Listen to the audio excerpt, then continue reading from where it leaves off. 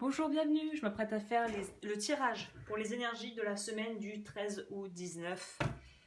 Allez, on est parti, 13 au 19, on va commencer par le tarot pour avoir une petite idée de la couleur de la semaine, on va dire.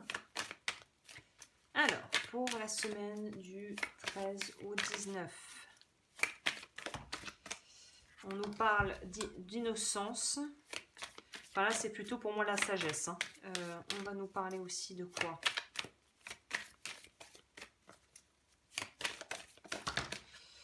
On va nous parler de faire les choses en conscience et de pouvoir se positionner et trancher et faire ce qu'il y a de mieux pour nous en conscience.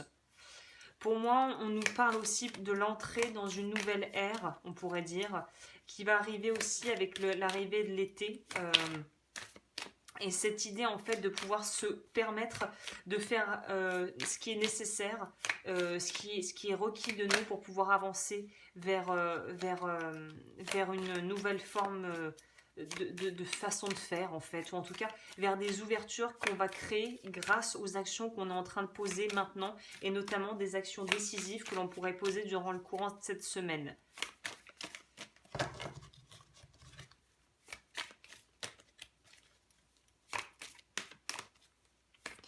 Je ne sais pas pourquoi, j'ai l'impression qu'il y a une idée de faire...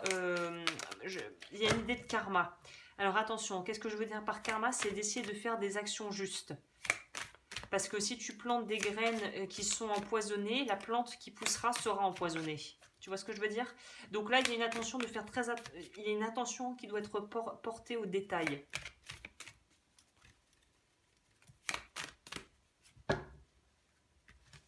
On nous parle encore de sagesse.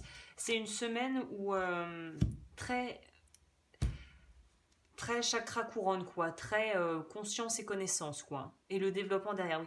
Donc c'est une semaine qui est vraiment une semaine pivot apparemment pour les personnes qui sont peut-être réceptives ou qui ne l'étaient pas et qui le seront peut-être plus, mais il y a quand même une idée d'être vraiment dans de la sagesse, et la sagesse ne se manifeste pas forcément de la manière dont on l'imagine ou à travers des espèces de clichés qui sont véhiculés, notamment en pensant que la sagesse est forcément quelque chose qui s'acquiert quand on a plus de 60 ans, ou quand on a médité pendant 20 ans dans sa vie, ou quand on a fait de la pratique spirituelle. Non, il y a des gens qui sont très sages et qui font rien de tout ça.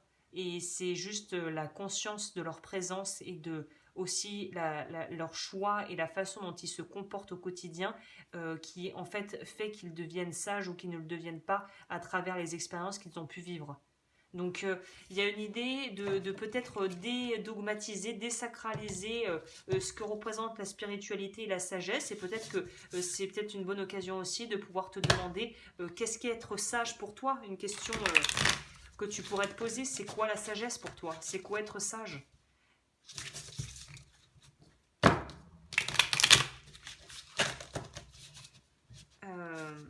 Il n'y a pas besoin de faire 4 heures de méditation par jour pour être sage. Hein.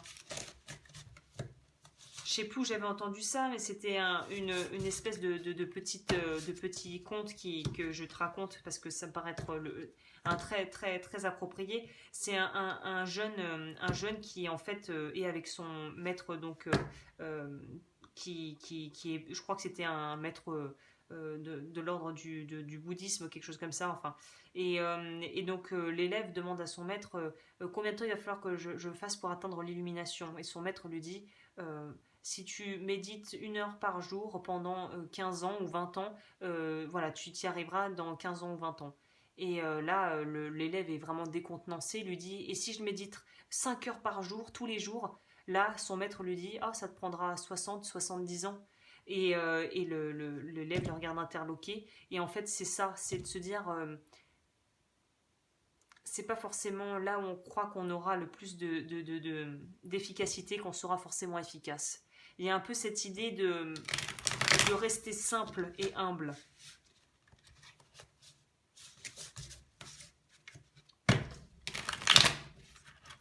Ne pas essayer d'aller trop vite, parce qu'en essayant d'aller trop vite, tu omets parfois des passages et des étapes et des stades assez importants en fait du processus. que ça soit au niveau spirituel ou de n'importe quelle autre discipline. On ne peut pas apprendre à dessiner si on n'a pas appris les bases. Et c'est pareil, on ne peut pas savoir lire les cartes si on n'a pas déjà une petite connaissance, en tout cas tout du moins des bases au niveau de la tarologie, par exemple, si on veut apprendre le tarot. Donc il y a une idée on ne peut pas lésiner sur les bases et on ne peut pas aller plus vite que la musique en fait.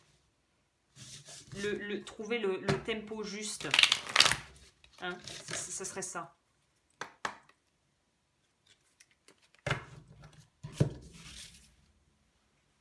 Alors, pour cette semaine, du 13 au 18, au 19.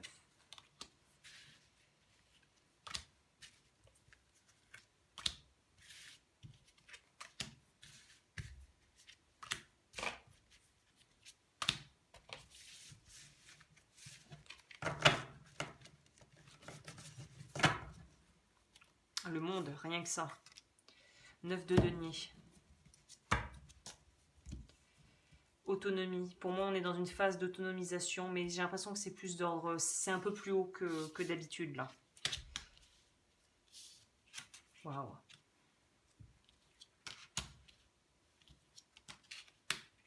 Le magicien. La justice. Beaucoup d'arcanes majeures. C'est une semaine importante, hein. Même si ça paraîtra pas forcément dans les faits, ça paraîtra pas incroyable, mais c'est une semaine très importante, cette semaine. Plus qu'une autre.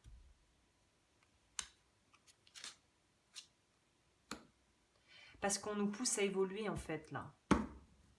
On nous pousse à entrer dans notre vraie nature, dans notre nature profonde. On nous pousse à vraiment pouvoir sortir de l'ego, sortir du mental, comme sur cette carte nous le montre, pour pouvoir vraiment renaître à nous-mêmes d'une certaine manière. Donc c'est une semaine importante au niveau de la compréhension de soi-même et de la façon dont on perçoit aussi sa relation au monde et aux autres, hein. Le monde, c'est quand même la carte où on arrive au bout d'un cycle, on arrive au bout de quelque chose. Donc pour moi, c'est l'idée de pouvoir être dans une certaine forme de complétude. Mais j'ai l'impression que c'est juste un premier palier et que viendra ensuite d'autres choses. Mais avec le chevalier de coupe derrière, pour moi, c'est une idée de choisir et d'être prêt à donner. Et donc de ce fait, ipso facto, d'être prêt à recevoir.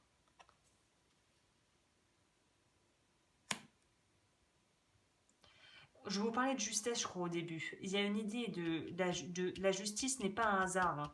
Elle n'est pas là, c'est pas du tout un hasard. Pour moi, c'est une semaine en fait où on va peut-être arriver à une espèce de certaine forme de bilan, plus ou moins dissimulé. Et on va pas s'asseoir, prendre une feuille et noter le bilan et faire le bilan de sa vie. Mais il y a quand même une idée de quand même voir où est-ce j'en suis ou quoi. Parce que la justice, c'est mordre à travers, vont ensemble quand même, hein. Donc il y a quand même cette idée de savoir où est-ce que j'en suis. Est-ce que j'ai utilisé mes ressources et mon pouvoir à bon escient, ou est-ce que je l'ai utilisé pour faire quelque chose qui n'était pas forcément très lumineux et empreint de justesse et de sagesse. Là, il y a une idée de récolter peut-être aussi un peu ce qu'on a semé, ou plutôt d'être sur le point de semer de nouvelles graines, de faire une nouvelle semis, et de pouvoir être d'être conscient de ce que tu souhaites semer pour la suite. C'est plutôt ça. Avec le valet de bâton, on va nous parler de tout ce qui est sur l'aspect, encore une fois, très spirituel, mais aussi action-action.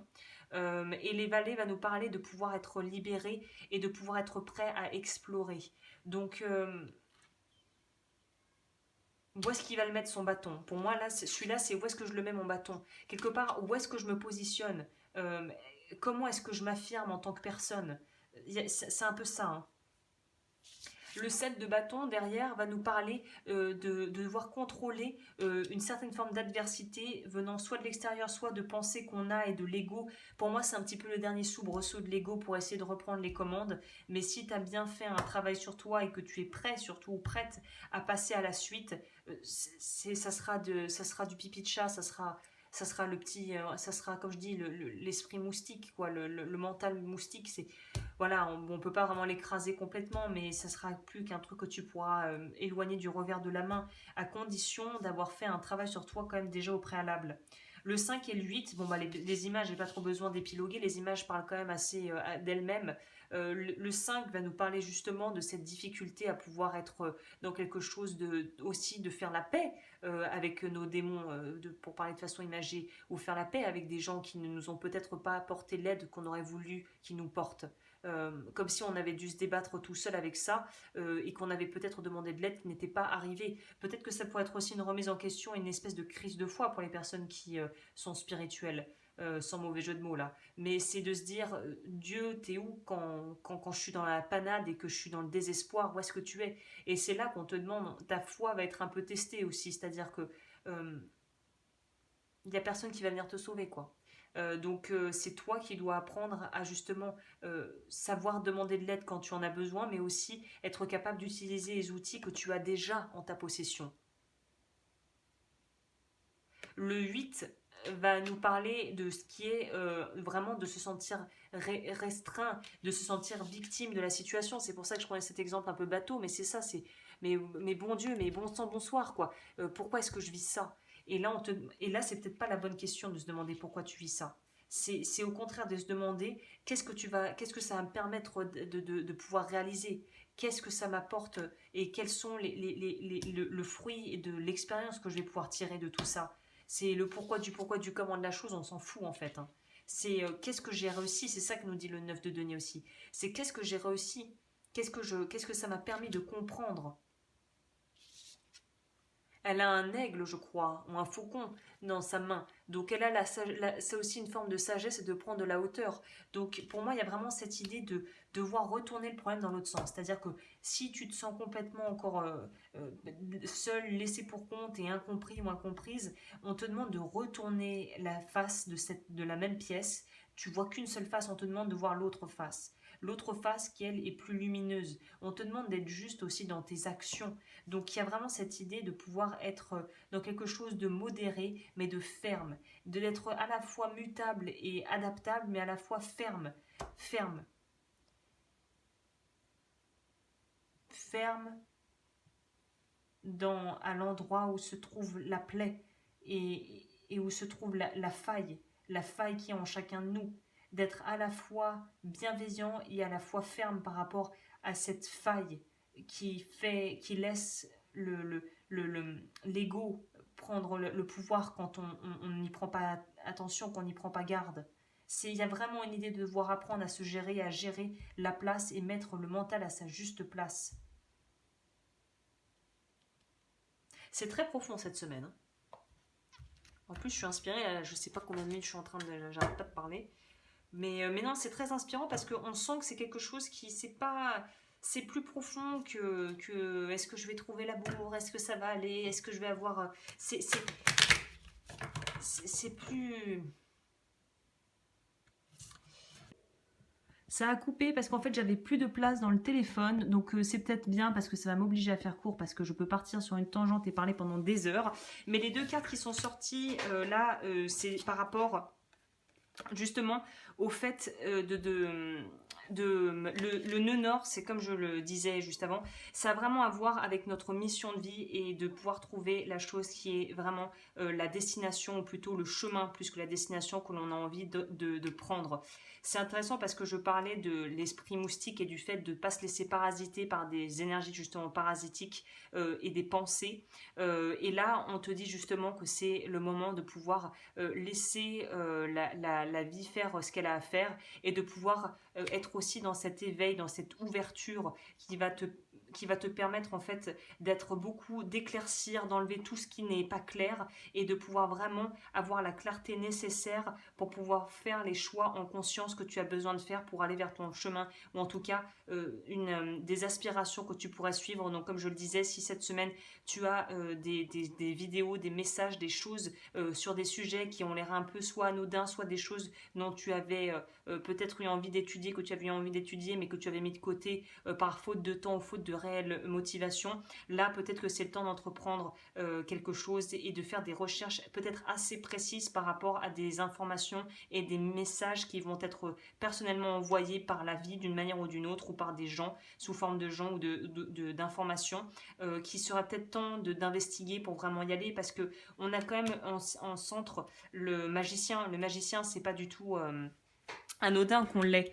C'est quelqu'un qui en fait a les outils, mais on en est encore dans cette idée de, comme je le disais au début, de karma. C'est à quoi vont servir les outils, qu'est-ce que les outils vont permettre d'accomplir, est-ce que c'est en alignement avec qui tu es, est-ce que tu as appris, ou est-ce que tu es en phase d'apprentissage, ou est-ce que tu as besoin d'apprendre de nouvelles choses. J'ai tiré aussi les cartes des animaux. Le panda crée un espace sacré bien à vous dans votre maison et ou sur votre lieu de travail. Le panda est un énorme animal très fort, mais qui ne mange pas de viande, qui est végétarien et qui passe son temps à dormir. Donc il y a une idée de peut-être devoir apprendre à se reposer et aussi à s'alimenter, pas que sur le plan de l'alimentation purement physique, mais aussi sur le plan de s'alimenter des bonnes informations. On a le chimpanzé qui nous parle de servez-vous à la fois de votre intuition et de votre intellect pour résoudre le problème ou recevoir des réponses à votre question.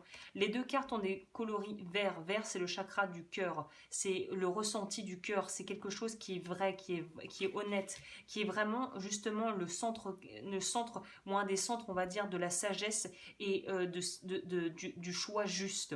Donc là, il y a vraiment cette idée de pouvoir se focaliser sur des recherches d'informations, je ne sais pas pourquoi, de savoir, qui vont te permettre vraiment de développer des choses qui vont être très utiles pour la suite, et notamment qui vont permettre de boucler le premier cycle pour pouvoir entamer le prochain, qui lui sera quelque chose où il y aura qui sera peut-être plus authentique et qui te pousseront à être aussi plus authentique dans tes démarches. Peut-être qu'il y a des reconversions professionnelles à venir, des changements de travail, des changements de lieu de vie, des changements de partenaire de vie. Mais en tout cas, on est dans une semaine très très puissante et très très importante sur l'aspect plus, j'ai envie de dire, du grand tout, et de manifester et de récolter aussi le fruit de ce qu'on a semé pour pouvoir semer d'autres graines, et de savoir si ce qu'on a récolté nous a convenu, ou s'il est temps de changer de graines ou de changer de façon de faire en fait. Donc il y a une idée d'être très conscient de son mental cette semaine, et à travers la conscience de soi, on va pouvoir développer aussi des capacités et des outils qui nous permettront d'aller plus vers notre chemin de vie et vers ce qui nous correspond véritablement. Donc voilà, c'est une semaine hyper chargée, qui va aussi nous pousser à sortir de cet esprit de victime, pour pouvoir vraiment se renouveler, se régénérer, et pour pouvoir aller vers quelque chose de beaucoup plus authentique. Donc c'est une très belle semaine. Je te souhaite plein de bonnes choses. Pour me contacter, tout est en barre d'infos, et je te retrouve très bientôt.